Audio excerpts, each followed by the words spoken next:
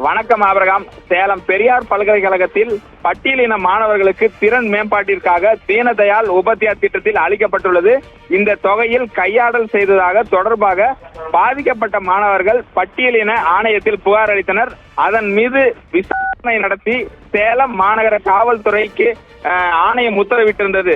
அதன்படி மாணவர்கள் 13 நபர்களுக்கு ஆணையமானது அதாவது விசாரணைக்கு வரும்படி சேலம் சூரமங்கலம் காவல் நிலையத்திலிருந்து சம்மன் அனுப்பப்பட்டது.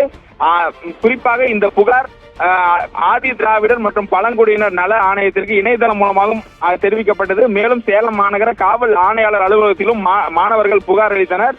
இதனை அடுத்துதான் இந்த மாணவர்கள் அளித்த புகாரின் பேரில் மாநகர காவல்துறை உரிய விசாரணை மேற்கொண்டு அதன் அறிக்கையை வரும் 30ஆம் தேதிக்குள் ஆணையத்திற்கு தாக்கல் செய்ய வேண்டும் என சேலம் மாநகர காவல் ஆணையாளருக்கு உத்தரவிடப்பட்டிருந்தது. இதனை அடுத்து காவல் ஆணையாளரின் உத்தரவின்படி முறைகேடு புகார் அளித்த 13 மாணவர்களிடம் புகார் தொடர்பான முறைகேடு ஆவணங்களுடன் நேரில் ஆஜராக வேண்டும் என சூரமங்கலம் உதவி ஆணையாளர் அழைப்பாணை விடுத்திருந்தார். அதன் பேரில் 13 மாணவர்களுக்கு சம்மன் அனுப்பி வைக்கப்பட்டது. தற்பொழுது 10 மாணவர்கள் ஆஜராகியுள்ளனர். இதனைத் தொடர்ந்து அலுவலர்கள் மற்றும் இந்த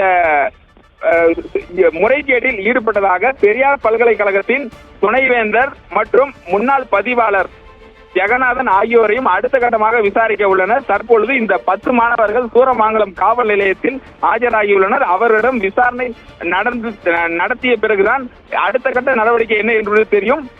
தொடர்ந்து இந்த முறைகேட்டில் ஈடுபட்டதாக கூறுவரும் பல்கலைக்கழகத்தின் துணைவேந்தர் மற்றும் முன்னாள் பதிவாளர் ஆகியோரிடமும் விசாரணை நடத்த திட்டமிட்டுள்ளதாக காவல்துறை அதிகாரிகள் தெரிவித்துள்ளனர். ஆபிரகாம், தகவலுக்கு நன்றி ஆனந்த்.